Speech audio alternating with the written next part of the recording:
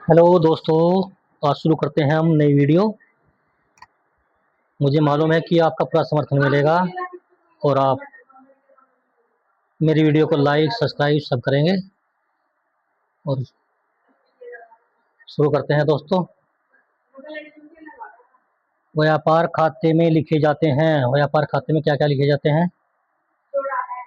प्रत्यक्ष व्यय, अप्रत्यक्ष व्यय, प्रत्यक्ष एवं अप्रत्यक्ष व्यय, तीनों कथन असत्य हैं।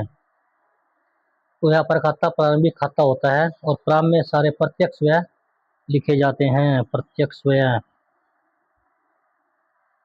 प्रश्न नंबर 2, व्यापार खाते में क्या नहीं दर्शाया जाता? क्या नहीं दर्शाया जाता? इसमें नहीं की बात हो रही है तो आगत ढुलाई दर्शाई जाती है, मजदूरी दर्शाई जाती है और कारखाना बिजली ये भी दर्शाई जाती है। केवल निर्गत ढुलाई है जो व्यापार खाते में नहीं दर्शाई जाती। प्रश्न नंबर 3, अदत्त मजदूरी दर्शाई जाती है।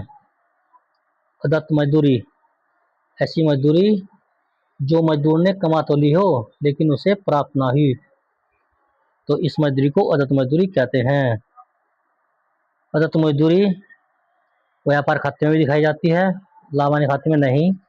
व्यापार एवं लाभानी खाते, व्यापार एवं आर्थिक चिट्ठे में दोनों में दर्शाई जा। व्यापार खाते के ऋणी पक्ष में तो चिट्ठे के दायित्व पक्ष में लिखते हैं। प्रश्न 4, व्यापार खाते में दर्शाया जाता है।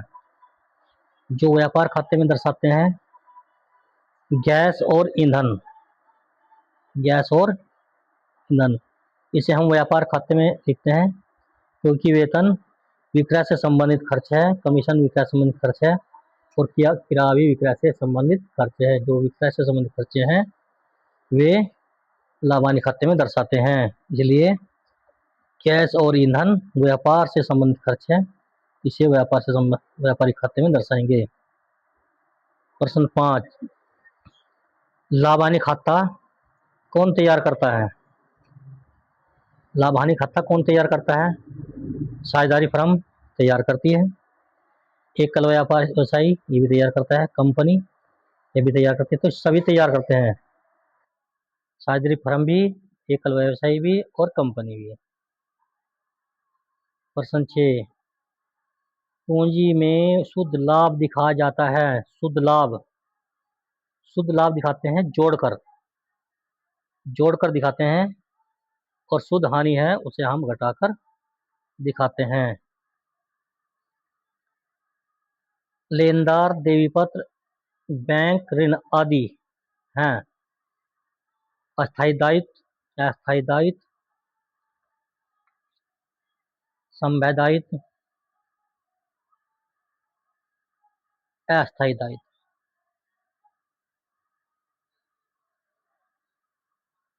प्रश्न 8, आहरण पर ब्याज व्यापार के लिए क्या है? आहरण पर ब्याज व्यापार के लिए आय है। क्या है? आय। क्योंकि जब व्यापार से हम आहरण करते हैं तो व्यापार के लिए हानि होती है, लेकिन अगर उस पर ब्याज मिलेगा तो व्यापार के लिए लाभ है, इसलिए आय होती है। प्रश्न 9, चालू संपत्ति है। चालू संपत्ति जो मतलब बहुत जल्दी एक स्थान से दूसरे स्थान पर चली जाती है, चालू संपत्ति है रोकड़।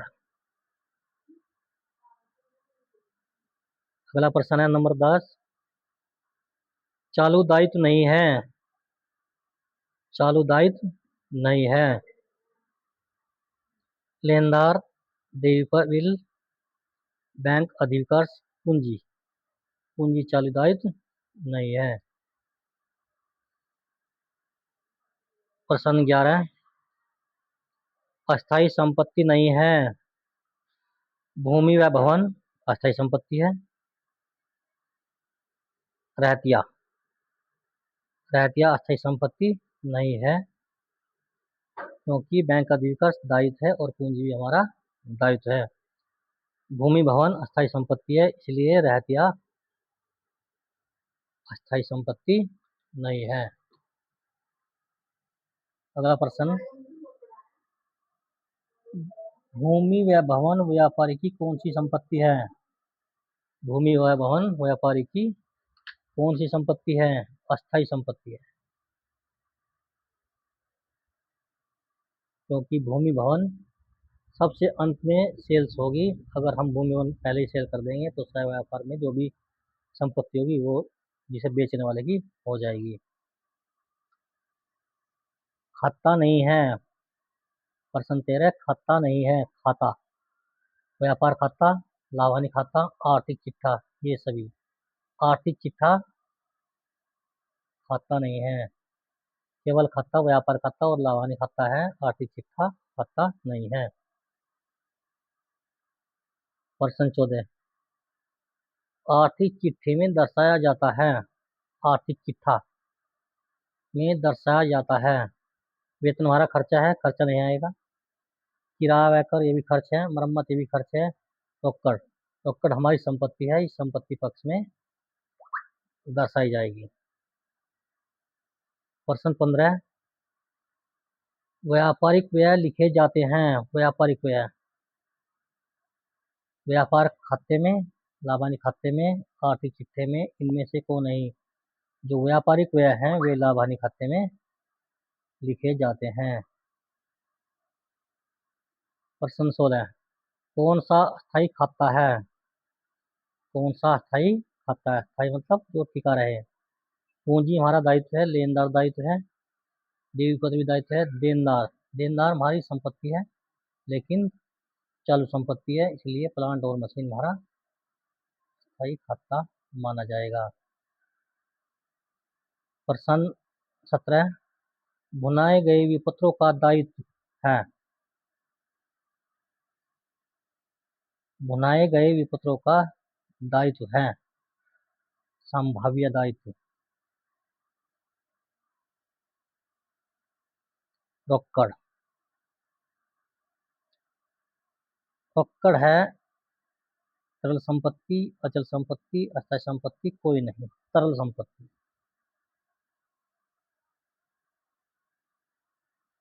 कौन सा खाता व्यक्तिगत खाता है?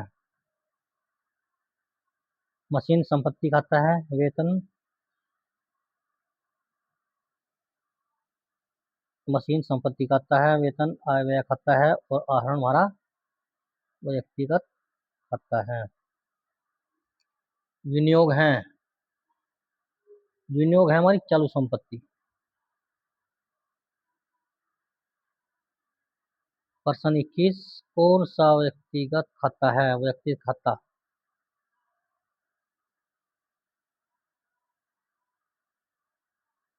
मजदूरी।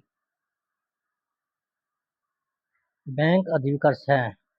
प्रश्न 22, बैंक अधिविकर्ष है, बैंक अधिविकर्ष पैसा दायित्व है और दायित्व में भी चालू दायित्व माना जाएगा। प्रश्न 23, कौन सा वास्तविक खाता है? वास्तविक मशीन खाता।